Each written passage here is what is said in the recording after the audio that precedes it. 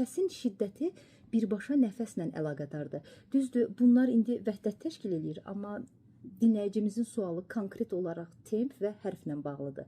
Tempi tənzimləmək üçün mütləq məşq eləmək lazımdır. Şifahi qaydada deyim, bəlkə kimlərsə hələ ki mənə çata bilmir. Məsələn, götürürsünüz bir şeiri, səsləndirirsiniz.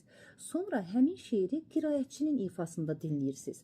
Mən səsləndirdim, tutaq ki, 3 dəqiqə 20 saniyəyə, qiraətçi isə 5 dəqiqə 48 saniyə sərf edib. Deməli, mənim nitqimin tempi artıqdır. Mən tez bitirdim. Hər dəfə təkrar oxuyuram.